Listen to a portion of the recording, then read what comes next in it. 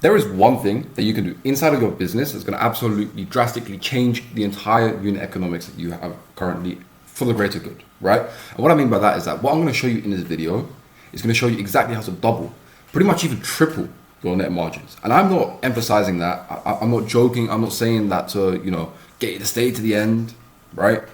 I'm going to show you literally, truthfully, how you can triple your profit margins. Literally, right?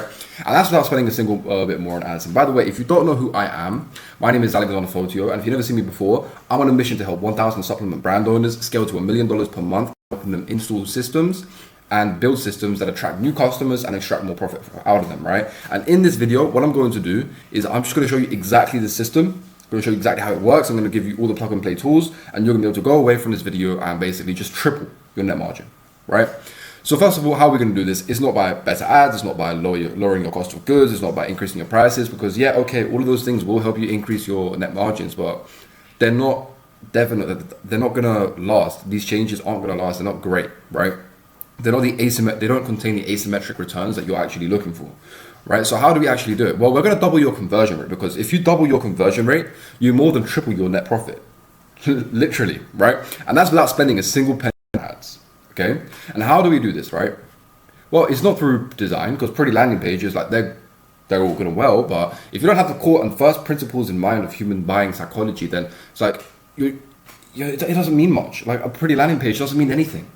Have you ever been on a landing page that just looks good, but you just weren't compelled to buy it at all? You didn't understand it at all. Because they focus on design. They didn't focus on the psychological buying behavior and the buying fundamentals that the human cognitive biases sort of have, right? So how do we do this, right? Well, it's through offers and copywriting. And in this video, I'm basically just going to walk you through this entire Miro board that I've got here. It's a whole bunch of shit here. You're going to love it, right? So let's just get straight into it. So market research is the first point, right? And before you click off, just take a look at this diagram that I'm going to show you right now, right? So customer acquisition is a system, right? And in order to build a system, you need an input, you need processes, you have output, and you have feedback. And feedback is usually in the form of metrics. And the macro input of your entire customer acquisition system is your market research, right?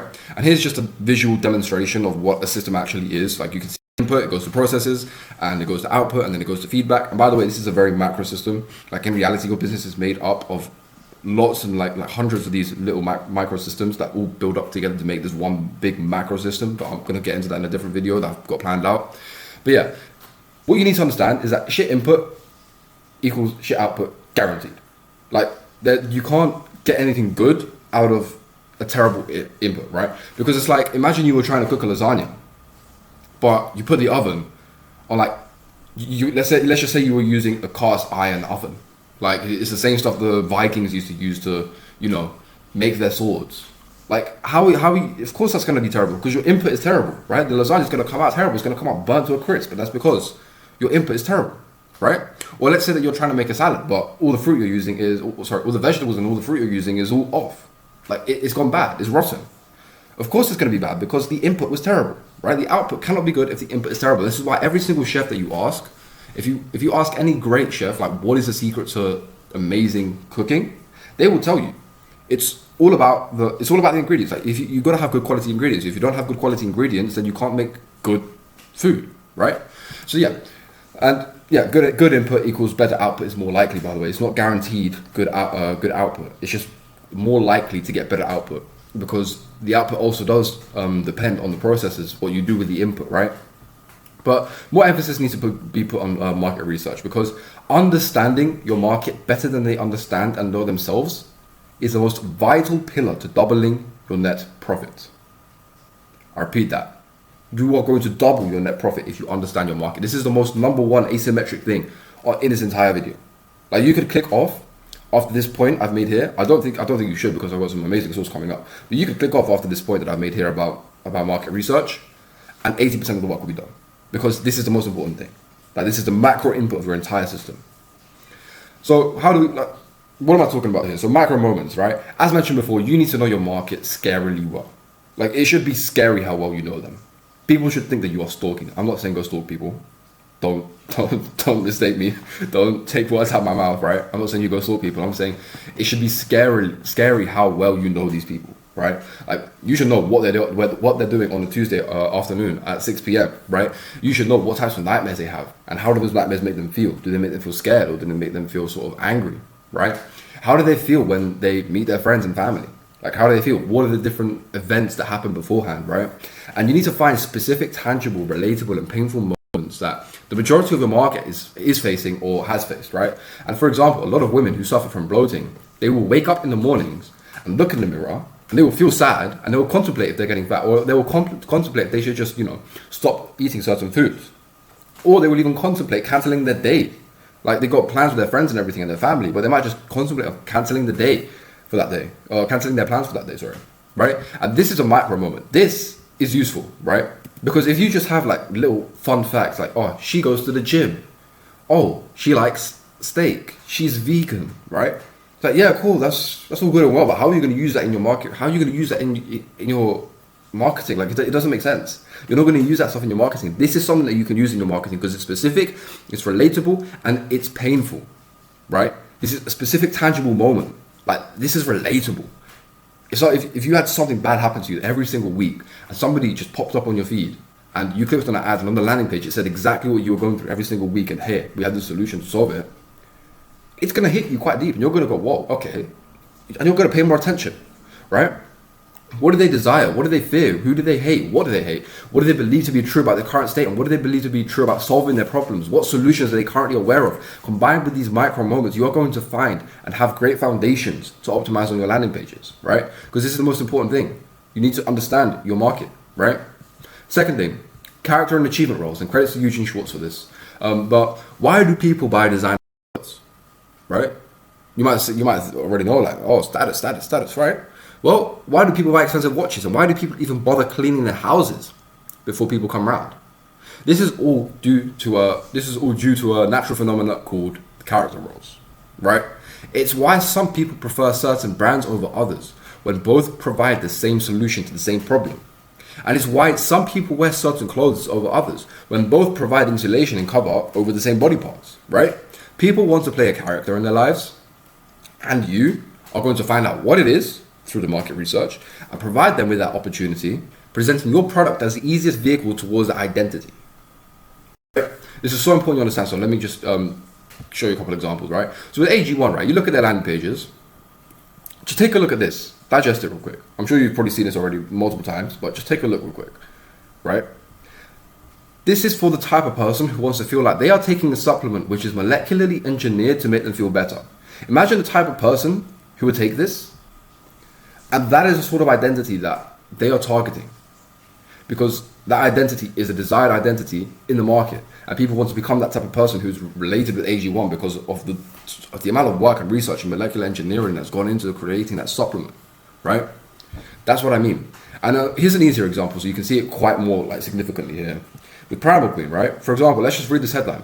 For low energy, hormonal chaos, and feeling like a stranger in your own body, stop settling. Right? Discover the ancient secret that helped our ancestors thrive, now formulated specifically for the modern woman. Right? What can we see here? Let me just get my pen up. What can we see here? What we can see here is, first of all, stop settling. This is really important because this is an identity. This isn't, this isn't like them saying just anything. Everything they're saying here is for a reason. Right? Everything they are saying here is for a single, needle moving reason, and that is because it targets the identity, the desired identity, so well, right? So stop settling. That's number one, right? Secondly, they got an image of the modern girl here, right? They have the image of the modern girl. I think her name is Shelby or something. But nonetheless, again, this is the type of woman that they want to be. Watch the video. I mean, good-looking woman, modern, drinking water, nice house, nice apartment. Of course, people want to be that. Their target audience wants to be that person, right? Next thing, the ancient secret. Let me actually get the highlighter out here because this is really, really cool. The ancient secret. Oh shit, that's too big. Okay. But what I mean here is like the ancient secret, right? Ancient is the word that I'm really looking for here. Ancient secret that helped our ancestors thrive, right? This all, you can close your eyes here. You can close your eyes here and you will actually get a good understanding of you can get an image here. That's all they're doing. They're really creating an image of the type of person who's taking this and now formulated specifically for the modern woman, right? Everything they do here is designed to move the needle. They're not doing anything for no reason, right? They're not doing anything for no reason. They're doing everything for a specific reason. And the reason I'm pointing this out is because this is the type of person who wants to feel like they're the type of person who faces a terrible problem, i.e. stop settling, stop feeling like a stranger in your own body, who faces a terrible problem but battles it and is on a trajectory to a better life using ancient and organic techniques and now considers themselves the modern woman, right? This is a desired identity. I guarantee you, Primal Queen went through the whole marketing department, the whole team just went through every bit of market research they could find and found the singular identity that their customers want to feel. Who do they want to be, right? It's so important. It's one of the most important things that you can actually understand. If you want to take one thing out of this video, take this out. Actually, no, take the market research thing out. But if you want to take one more thing out of this video, take this thing out, right? Because it's really, really important. Because without the market research, you can't get this, right? But if you have this in check, like you know exactly who your audience wants to become, who do they want to feel like, who do they want to be perceived as, you're going to smash it, right? I'm just going to take a quick sip of my coffee. But yeah, now let's also go back to the designer question for a minute, because I'm going to come here. Why is it that some people buy designer clothes and watches that are worth more than houses and planes they could easily get the same output from for 1/100th of the price, right? Because, I mean, you could buy a plane or you could buy an economy ticket to wherever you're going. Same thing, right? You're still getting there. Why is it that people buy the plane? Well, people want other people to perceive them in a certain way. And that shows that what they have achieved in the past, right? And why they are so great. People want other people to know. This is why we have medals. This is why we have trophies. This is why we have brands, right? Exactly why we have brands. They want to feel important and high status. Now, I want you for a second to ignore the communists who pretend like they don't, because they do so secretly desire to be perceived as an important person in society, and they are simply coping with their skill issue, right? Because they just don't have the skill. They just don't have the skill to, generate that amount of income. So they go, okay, well, let me just cope and become communist, right? So don't worry about it. Everybody wants to feel important. Everybody wants to feel high status. It is literally ingrained in the human brain, and you cannot get away from it. You just can't, right? You can train yourself to get less affected by it. And I covered one of my other videos on discipline and mindset and how to actually overcome this. But it's not like you can ever get rid of this forever. Like, humans innately want status. They want to be perceived as important, right? And if you read one of the books I'm going to show you a bit later in this video, you will also understand why and where that comes from psychologically and anatomically, right? But these are called achievement roles, right? And this is a huge topic to cover in this video, right? Because like it's just immense. Like the psychology behind this and the psychology behind this buying behavior is so advanced. But listen, if you want to learn more about them, then comment it down below. Just comment like you want to learn about achievement roles, you want to learn more about character roles, or you want to learn about anything, right? Just comment anything down below. And I'm going to make a video covering achievement and character roles in more detail and how you can use them to increase your landing page's conversion rates drastically. And this is going to help you create a market of one, right? I'll explain more in the videos when I create them, right? But yeah, that's achievement and character roles sort of touched on. You do need to go ahead and do your own research on this, right? Because I haven't gone anywhere near deep enough. Comment if you want if you want deeper videos on any of these subjects, by the way, right? But next, market sophistication and awareness. So you already know what they are, right? You're not an idiot. You're not a fool. You know exactly what market sophistication and awareness is. But how do you find them, right? And how do you effectively leverage them in order to increase the number in your bank account, right? This is really cool. So with market sophistication, it's really easy, right? You just look at the top players in your market. You look at their headlines, and you have it, right? So for example, for example, your first competitor, his headline is lose 20 pounds of weight in 60 days, right? You know that it's in a stage one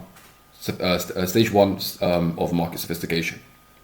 But if somebody says, then lose 40 pounds of weight in 60 days, you know you're in stage 2. So then you go ahead and enter in stage 3, which is brand spanking new herb lets you lose weight fast, right? And it goes on and on, right? But the really cool thing here is that when you reach sophistication level 5, most people don't know this, right? But you can actually reset the market back to stage 3, right? This is really cool. So let's actually go straight down from stage 3. So stage 4, the only take once and forget supplement that will burn fat without spending hours in the gym or losing the foods that you love, right? This is literally, you're doubling down on the claims for that specific mechanism that you've now introduced. And stage 5 is where the entire market level of skepticism is at the maximum. Like nobody believes anything. Nobody trusts anyone anymore. It's like, it's a warfield, right? And here you can either niche down, and you can niche down hard with micro personas, or you can reset the market to stage 3 by presenting a new mechanism. And this is actually, I didn't actually include this in this presentation here, but if you look here at Primal Queen, this is exactly what they did. Like the supplement space is such a saturated space. Like there are so many people here. There are so many people in the supplement space who are selling supplements. Like how do you stand out? How do you make money? How do you become more profitable? How do you beat your competitors? Well, it's through advanced, like being advanced on the stage of sophistication side of things. Because if you understand the market stages of sophistication, and you know, you can just engineer your marketing messages accordingly. Like this is what Primal Queen did. If we look here, people were at stage 5 of sophistication. What do? They niche down hard on micro personas. Like they are targeting the modern woman who suffers with PMS and all these other symptoms that Primal Queen helps solve. Next thing, what they also did was they reset it to stage 3 back again, using liver organ supplements or something like that. I'm not big on, you know, female supplements, but you can understand what I mean, right? Now let's move on to stages of awareness, right? So market awareness is also really easy. Like this, market sophistication and awareness are really easy, but because you don't have to focus on a single stage here, this is what makes it the easiest thing. Right? With awareness, you don't have to focus on a single stage. Here, it's just about crafting messages that are both congruent with your ads and the stages of awareness that your audiences are in, right? And this is really important. You must listen up here. You must be congruent with the ad in your landing pages, right? Because if your ad catches them in an unaware state and then moves them to a problem aware, and your landing page headline is crafted to an unaware prospect, you will lose their interest, right? Your audience must move through each stage of awareness, and this is fundamental. Right? You cannot move someone straight from solution aware to most aware, right? You have to move them down one stage at a time, right? So if I was to go here, if I was to come here and just like show you this, for example, I can't just like take someone from problem aware and just whoop, right? I can't do that. That doesn't work because you can't go that far. He'll just break off and he'll just get disinterested and he'll go away, right? But what I can do, however, where's the rubber? What I can do, however, is this. I can just take him to the next point.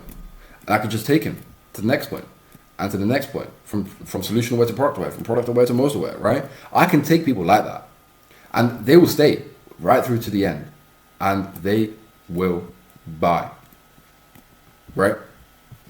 Anyway, let me just clean that up. But yeah, all you need to remember is that you need to keep things as congruent as possible. Like if your ad talks about one thing, talk about that thing again, right? Don't talk about it in the same exact way. Don't use the exact same script. Don't get me wrong. You understand what I mean? Like talk on the same topic. If you're talking about, let's say, period cramps on your ad, but your landing page talks about like cognitive function, it's like the friction there is too much. Like your people are just going to get disinterested. Your CPMs are going to skyrocket because the ad quality is just terrible. Like everything's going to go to shit, and you're just going to wonder why, right? That's why. Now remember, this is all dependent on your ad. Look at your ad and figure out what stage of awareness prospects are finishing on from your ad, and then take them to the next stage of on your landing pages, right? Cool. Next thing, objections and factors of value, right? This is really cool because I haven't actually seen anybody talk about factors of value before on the internet. This is really cool. I think we might be the founding fathers of it. But when people are contemplating your offer and they are reading your copy, they will inevitably come up with objections, right? And reasons as to why they cannot buy, right? You ever had this where you're just reading something and you just come up with 10, 12, 20 different reasons that why you can't buy, why it won't work for you, right? It's your job to pre-handle those before they even pop up. And you have to make it the most irresponsible thing for your audience not to buy. And we do this using factors of value and pre-handling, right? So pre-handling, once you finish writing a piece of copy, you have to read it through. Again and again and again and again and again and again, and once more just for luck, and again and again and again, right? And then you have to ask yourself, why would somebody not buy, right? And you really have to try it. You really need to get your brain to work because this is really important. Maybe someone that wouldn't trust the ingredients that you use, right? Maybe someone wouldn't believe that it would work for them. Maybe they would think that they don't have the money, right? These are all objections, and these can all be handled. These can all be demolished, right? You can get rid of every single one of these objections, and it's your job to go back in the copy and edit and revise it until every single objection is pre-demolished. So when those objections finally pop up in the prospect's mind, when you're asking them to buy, they've already been proven wrong. And this works because of a cognitive bias called the anchoring effect, where people will usually trust the first piece of information that crosses their minds, right? So if I tell you X, and then 3 days later, somebody tells you something that disagrees with me, you're going to believe me more likely, because I told you the information first. Now, of course, there are caveats to this, but as a fundamental level, like in the moment, like that, nothing else is going to really cross their mind. Like they're just going to trust the information that you give them, right? And this is where people will usually trust the first piece of information that crosses their mind. If you tell them X, Y, Z first, and the brain tries to raise an objection afterwards, they will trust you more than their own brain. Like, this is how powerful this is. And if you don't know about the cognitive heuristics and biases of the brain, you have to learn them now. By far the most asymmetric activity that you can do for your marketing, right? I'm actually going to show you this. So if I go here, cognitive bias codex, this thing right here, you need to study this, because this thing right here, like this will show you exactly how the human brain works. I've covered this on a different YouTube video. You can go find it. I'll probably link it up here somewhere. But definitely go study it. Definitely want to go study it, because it is the most important thing that you can do for your market. It's the most asymmetric, highest return activity that you can do for your market. It's just learn how the human brain works, and that is exactly how it works, right? Next thing, factors of value. So another hyper effective exercise is to do it again. Find every reason under the sun as to why your audience won't buy, right? But this time, instead of weaving it into the fabrics of your copy like you did beforehand, you can actually do both these tactics at the same time. I should have mentioned that earlier. But you will address them as factors of value. All of these objections you will address as factors of value. And the factors of value is when somebody has an objection and you literally just obliterate it, right? And that can be with multiple statements of value that support you and the option that you want your prospect to take. So for example, somebody's reading your copy and you ask them to buy. And you know that they're going to come up with the objection that I'm not a consistent person. I won't remember to take my supplement twice daily, right? What factors of value? You can then say, oh yeah, we'll also notify you every day reminding you to take your supplement. We'll also send you a free calendar to tick off every single day to help with consistency. And we'll also send you a free training on how to integrate consistency into your lifestyle without making it dull and boring and predictable, right? These are all factors of value where you are providing value and somebody raises an objection and you go, oh wait, but there's more, right? This is a factor of value and it's absolutely amazing. I highly recommend that you try this tactic out. And by the way, yeah, this is going to mean that you're going to have to work on your offer. Like you are going to change your offer with this. But the thing is, like, wouldn't you rather just spend a couple of days refining your offer, creating a few free assets? These assets are literally free for you to create. Like, it's just going to take some time, right? You're going to make your offer better. You're going to provide more value to your loyal customers, and you're going to triple your net profit. Like, wouldn't you rather that? Because if you don't, then I'm not sure you should be running a business, because that's just irresponsible, right? You should be looking to literally provide as much value you can to the marketplace. That's how you're going to grow your business.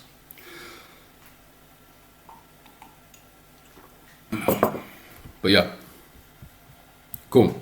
Now I just want to finish this off with important points to remember. Like I couldn't find anywhere to really dive, like create whole sections on this and really break them down. I probably could, but the thing is like these things are just important points to remember. As long as you get these other points right and you get them right to a T, like you're good. Like these things, they're like the 1-2% incremental increases. For example, risk reversal, right? It's crazy that I need to say this because it's so elementary, but so many 7-figure brand owners are not 100% money back guarantees, right? People need confidence in order to buy. They need pain and confidence, right? And if they don't have confidence, they're not going to buy. Now, you can either give confidence through social proof or your marketing message or your offer, right? And if your offer does not contain a 100% money back guarantee, then you are losing out on conversions and your conversion rate will suffer. And as a result, your net margins will suffer, right? This is the type of thing where if you don't have it, your business is going to suffer immensely. Like you need to have this. This just isn't, it's not debatable. You need to have this. Like in 2026, 2027, 2028, if you don't have this, businesses that don't have this will go bust. Because like the trust needs to be there. And if you're not confident in your own offer, in the fact that it can provide people with results, then like, of course you're not going to make money because you just have a terrible product. Right? Next thing, oh yeah, by the way, don't be scared of people like scamming you and refund. Like, of course, there are going to be a couple of retards that do that. But the thing is, it's like, would you rather eat on those couple of retards? Like, they're going to like do a couple of refunds and whatever, take like a couple £100 off you, or a couple $100 off you, right? Would you rather that and instead have a bunch of happy and returning and loyal customers and a bunch more customers? Or would you rather have less customers, many less customers, like 10% of the customers you would actually have, and not get scammed at all? Like, come on now. Next thing is intensification. Remember to always dramatize your copy, right? Here are some examples of what I mean by dramatizing. So let's say your current headline is 10 reasons why you shouldn't eat eggs, right? Eggs are great, by the way. Recommend you eat them. But let's just say 10 reasons you shouldn't eat eggs. Dramatizing that would mean 10 dangerous facts about eggs, right? And why you will end up throwing them all. The thing is, like, it's hard to articulate this because all you're really doing is you're turning it into a movie. You're turning it into a little image in their brain. You're turning it into a movie. Like 10 dangerous facts compared to 10 reasons you shouldn't eat eggs, right? It's like you can understand, like, the more dramatic you make it, the more flair you give things, the more sort of like trailer. Imagine like James Bond trailer, right? That's what you're doing here with your headlines and all your copy. All you are doing is like you're writing a little trailer in their mind and you're getting them to play this little image in their head. That is exactly what you're doing with intensification. You're just turning words into images, right? You're getting people to literally see sound, like, okay? And next example, like current, this supplement helps you lose weight fast, turns into shred fat rapidly just by taking 2 capsules, right? It's really important. Must dramatize your copy, because if you don't, people are just not going to feel compelled to buy, right? Next thing, putting it all together. So when you are writing your copy, the most important thing to remember is just to make it flow. Like, it's got to sound natural. Otherwise, people are just going to click off without knowing why, right? They're not going to understand, like, oh, no, I didn't like it because it didn't sound natural. They're just going to click off because they're not going to be interested and they're not going to understand why, right? And it's because, I'm telling you why right now. It's because it doesn't sound natural, right? This means you do not use the standard PAS or DIC frameworks because they do not work, right? They sound too robotic, and instead you want to interweave different belief statements and pain agitation statements and desire amplification statements all into one, right? And Eugene Schwartz actually spoke about this in Breakthrough Advertising, where he is completely against frameworks. And I really do agree, because like he also gives the same example where you can, have one sentence that's specifically designed for pain, and the next sentence is specifically designed for desire, and the next is specifically designed for something else. But the thing is, you could interweave that all into one, right? You can make this one little conglomerate of things, and that is exactly how you create a market of one. Because like, if you are the only person doing that, your competitors are going to look at you. They're going to try to steal your frameworks, and they're not going to know where to start, because it's like there's so much going on, and it works so well, but they don't understand why. Right? Because it's much, much harder to dissect copy when it's all interweaved, right? Next thing, mad scientist. So the first, second, and even the 10th landing page that you test may not work. And this means that your current mode of testing is not aggressive enough, right? You need to be like a mad scientist. What I'm trying to say is A/B split testing is not enough for you to get to the 8-figure level. 8-figure brand owners do not split test.